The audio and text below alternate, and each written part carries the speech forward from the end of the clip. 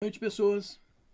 Quero dar as boas-vindas a todas as pessoas que estão assistindo ao vivo, aqui pela Rádio Mundial, seja pelo nosso Instagram, mas também as pessoas que vão assistir pela semana, as semanas seguintes. Hoje nós temos uma convidada que eu considero bastante importante na profissão da psicologia, que é a Mali Delite, que está aqui. Queremos agradecê-la muito por essa disponibilidade de estar aqui com a gente. E também lembrar que nós estamos com os nossos colegas do Impassex, o Instituto Paulista de Sexualidade, o Rafael Teixeira e a Camille Borges. E atrás das câmeras a gente também tem o Felipe Vaz, que fica cuidando de algumas coisas nossas. E lá em casa, assim, está a nossa produtora, Carla. Mali, obrigado por estar aqui com a gente. E acho que assim, você vai trazer um tema importante que já vale uma pergunta. Como é que é mesmo casar de novo? Começa contando aí, depois a gente vai perguntando coisas aqui. Ok. Bom, primeiro, obrigado, Oswaldo. Obrigado à equipe do Impassex. Estou muito contente de estar aqui. Delícia. Eu vou começar falando uma brincadeira. De que o segundo casamento, ou o terceiro, casar de novo, é o triunfo da esperança sobre a experiência.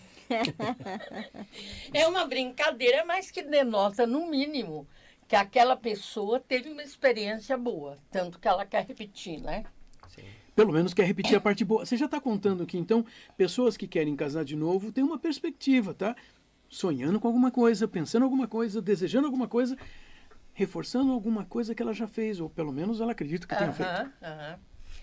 O problema é que ela acha, as pessoas afirmam às vezes, eu não vou cometer os mesmos erros. Falo, não vai mesmo, vai cometer outros. Exatamente.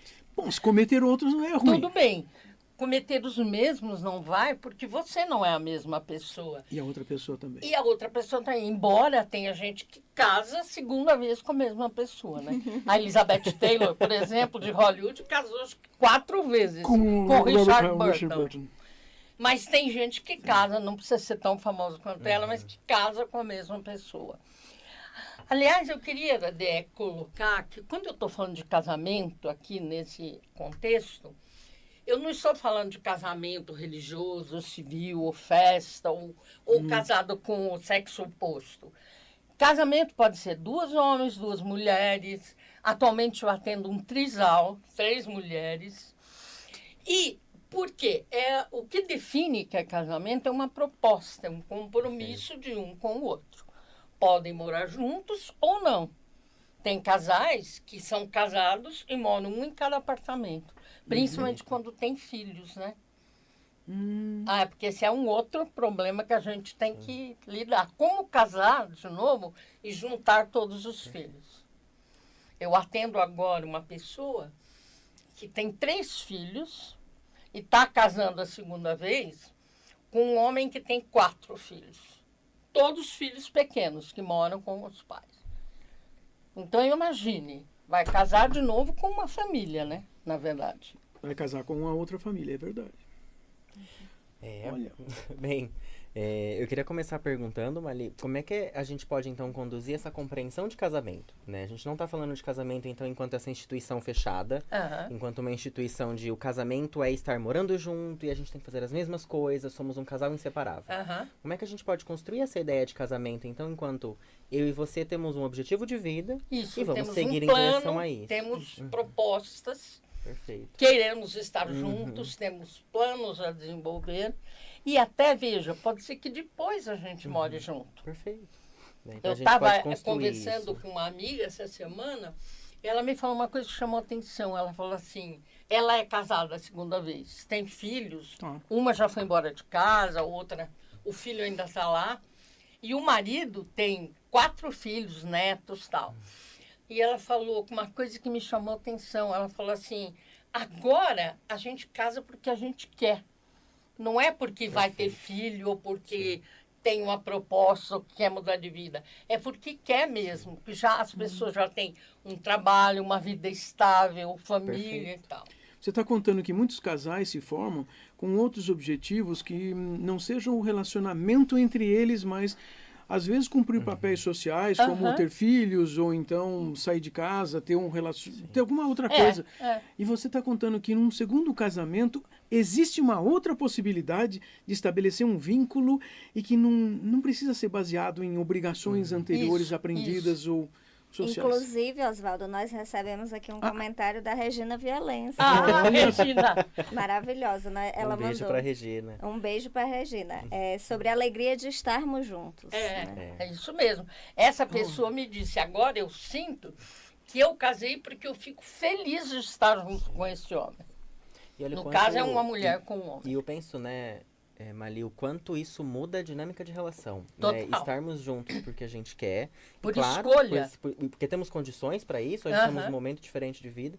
E este casar, novamente, é um casar sustentado por outros valores que não sejam os anteriores, muitas vezes, do primeiro casamento. Isso mesmo. Perfeito. Agora eu mudei, agora eu tenho meu trabalho, tenho a minha vida, está estabilizado. Essa mesma que falou que ela casou, agora tem filho e tal, mas ela falou, eu pedia muito para Deus, para o universo, para me mandar um homem bom, uma companhia boa. É o estar com alguém que fala a tua linguagem, que tem os valores parecidos, né? E, Mali, eu fico pensando, né? Eu e Camille atendemos casais, o Oswaldo também, né? O quanto, muitas vezes, aquilo que você falou no início, o medo do casar de novo e de enfrentar os mesmos problemas. Como é que a gente pode lidar com isso? Na verdade, eu acho que não pode ter nem o medo e nem a certeza de que não vai. Isso. Isso é significativo. E como é que a pessoa vence a barreira do medo? Eu começo analisando com ela como que ela já mudou.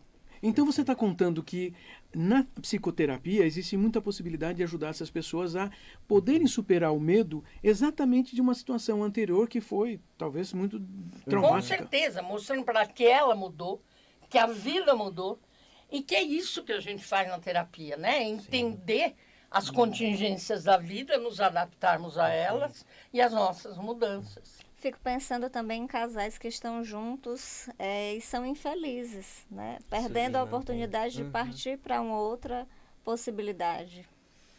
Aí entram valores, né? Nós falávamos antes de pessoas que têm certos valores, ou religiosos, filosóficos, seja o que for, que assim, tem que morrer junto. Pode ser infeliz, mas morre também junto. Tem gente assim. Porque separar não é uma não opção. pode, não é uma opção. É uma pena, né? Que a gente está no século XXI, ainda tem gente que pensa isso. E quanto muitas vezes, né, Camille, o nosso trabalho enquanto terapeutas é ajudar, às vezes, o casal de primeiro casamento a compreender que este casamento já não atende necessidades e valores individuais e que podemos, sim, encerrar um casamento e não uma relação de cuidado, de amizade e partir para um outro relacionamento que, então, contenha felicidade, né? Alegria de estar junto. Eu quero questionar uma coisa no que você falou. Manda. Eu acho que não dá para ser amigo do ex. Mesmo? Então vamos lá. Eu acho que dá para ser amigo do ex depois de muito tempo. Talvez quando você já casou de novo, o ex já casou de novo. No começo não dá para ser amigo. Porque é uma competição com a própria ideia da vivência que foi uma abandonada. Música do Caetano que falava, podemos ser amigos simplesmente. Né? E no fim ele termina falando, amigos simplesmente, nada mais. Eu acho que não, é amigos simplesmente nunca mais. Não dá. De fato. Pois porque são, parodiando o Ciampa, o professor Ciampa, assim, existem, essa é uma razão interesseira. Não é uma coisa no interesse da razão, é uma razão interesseira. Exatamente. Ou seja, os relacionamentos afetivos, sexuais, de casamentos, relacionamentos, são interesseiros. Cada um precisa de alguma coisa no complemento. Não necessariamente, então, seja um relacionamento no interesse da razão. Porque no interesse da razão pode ser até o casal que não quer se separar e mesmo esteja em sofrimento. E isso até é uma coisa que a gente pensar, historicamente, ele tem um valor de sobrevivência. Isso. Os nossos antepassados, para sobreviver, ficavam em grupos. Eles juntavam nas cavernas, né? Viver a dois pode ser mais fácil do que viver a um. Mas tem dois salários. É muito mais fácil, porque também as duas pessoas, elas de alguma forma, elas contribuem para a segurança uma da outra. Isso, se ajudam, se cuidam, exatamente. E acho que até no caso de casais com filhos, né? Como é que a gente pode manter uma relação saudável para nós e pelas crianças, filhos, E então a gente ter condições de casar de novo e ter outros relacionamentos que talvez tenham outros filos, né? Como é que a gente Imagine esse estabelece casal isso? que vai ter 7 filhos. E aí resolvem assim, mas a gente precisava ter um nosso. Nossa. Por favor. Então, essas são complicações que talvez os novos casais, ou o casal recasado possa ter, mas é mais provável que cheguem à conclusão que não, Que tá bom, tá não bom. precisa mais. Você já contou de um recasal aí que assim já tem que cuidar de 7. De 7. E isso não é comum nessa época, nesse momento histórico. E isso é um complicador, não é só financeiro, né? Eu acho que assim exige Também. uma série de coisas. E, bom, quando você fala de casar de novo, como é que você percebe, assim, numa cultura em que você apontou também que, por valores morais, religiosos ou da própria cultura, muitos casais dizem que, assim, tem que casar e ficar casado o resto da vida. Quando se separa, como é que vai encarar o próximo relacionamento, o próximo casamento? Agora é para o resto da vida ou não precisa de mais modo ter? geral, agora é pro resto. Ou seja, a regra, Agora eu achei a pessoa regra certa. continua. Continua. Olha A só. regra se mantém. Aquela vez eu errei, mas agora eu achei Agora a é de pessoa vez. certa, agora é Até para o sempre. terceiro casamento. Até o terceiro. Ou seja, parece que nós vivemos numa cultura que estabelece uma série de regras que a maior parte das pessoas assume como verdade para sempre. É. Mesmo quando ela demonstra que não é verdade, ela volta a ser verdade. Faz uma nova verdade. Igual. Olha só. E estabelecer o relacionamento, você falava também, provavelmente é um fator muito importante na manutenção.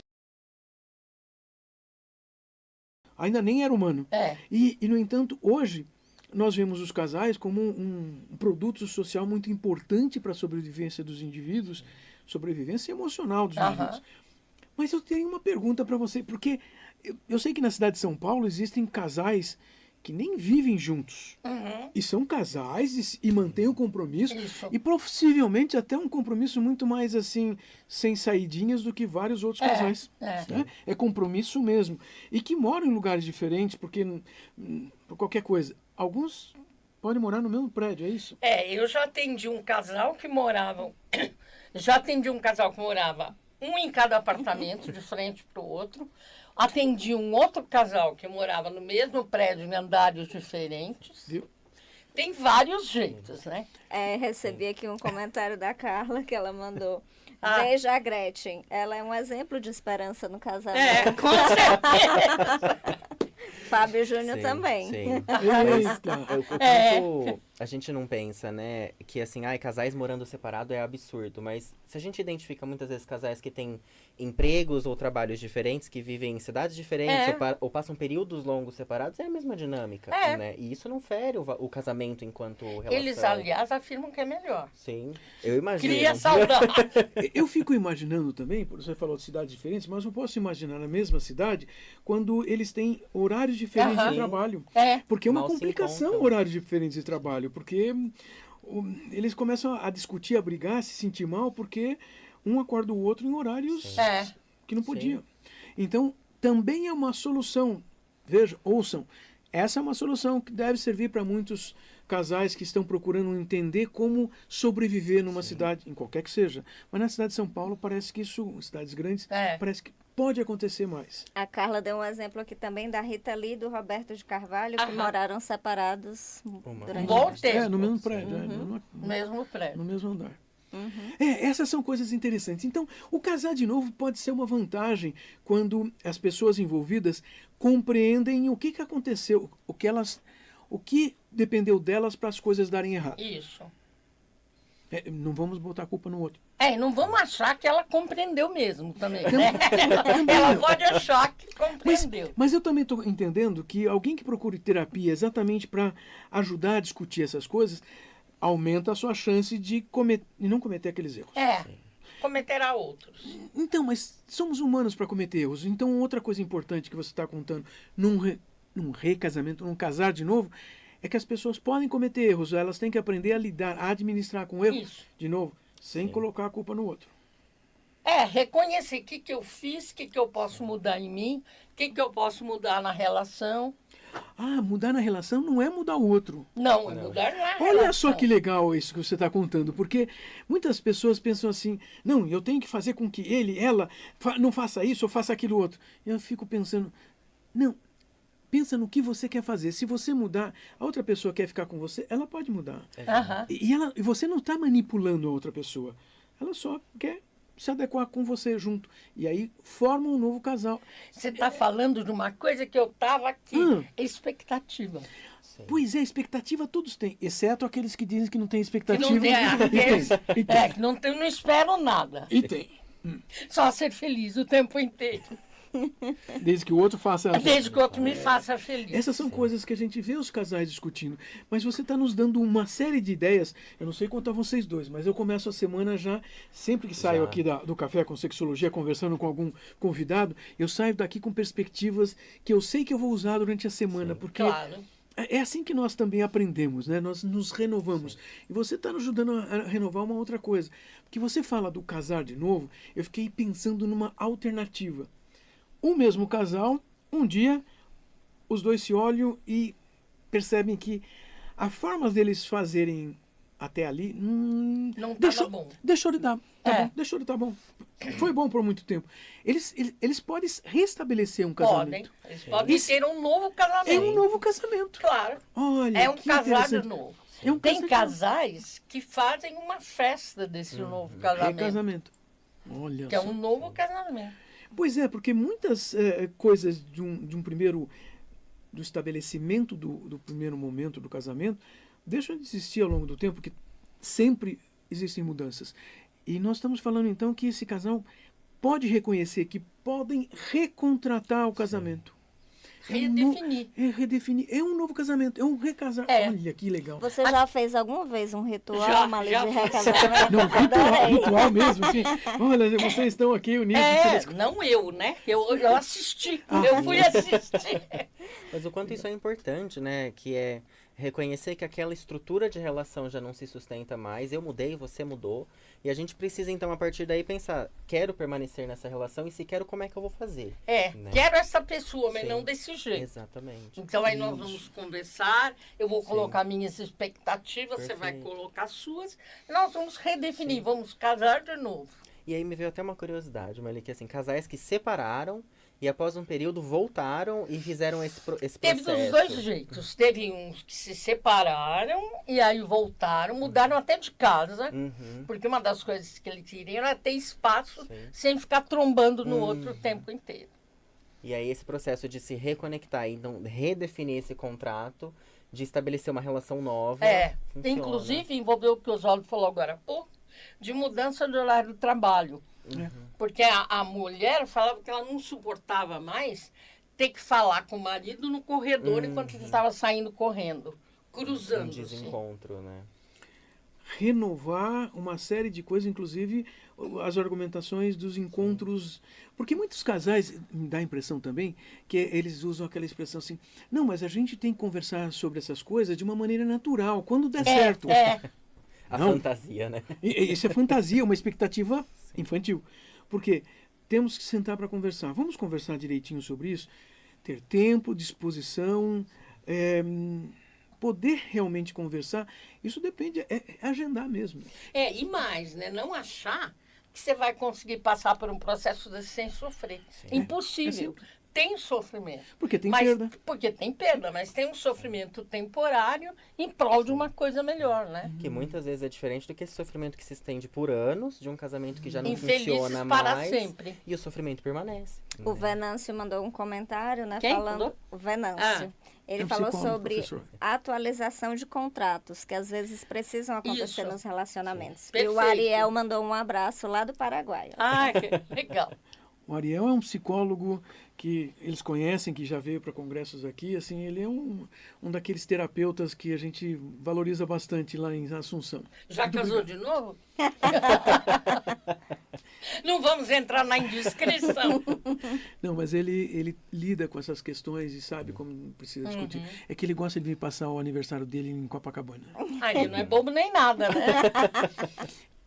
Mas olha só, nós estamos falando de uma série de coisas E, Marli, daqui a pouquinho nós já estamos terminando o nosso horário Muito aqui. rápido. Sempre é. Mas você teria alguma coisa... Não vou pedir para ela dar conselho, porque nós aqui sabemos que, assim... Gente, conselho, se fosse bom, a gente não dava. A gente dava, não vendia. Mas, assim, você tem uma coisa que a gente precisa falar para as pessoas que tenham que compreender essa história do recasar Sim. com a mesma pessoa, com outra pessoa? Converse. Comunicação. A grande chave, eu acho que da vida é a comunicação.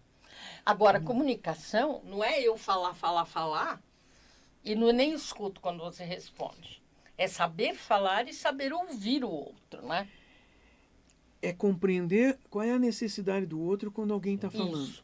E acho que, perdão, Oswaldo, mas eu lembrei da Aparecida quando ela falou que é falar sobre mim, né? Não falar o que você tem que mudar, mas falar o que eu quero, o que eu sinto, né? É muito diferente. Tem um questionário, vocês devem conhecer, o Inventário de Aconselhamento Marital. Sim. Eu tenho usado de um jeito diferente aquele inventário. Cada um faz o do outro.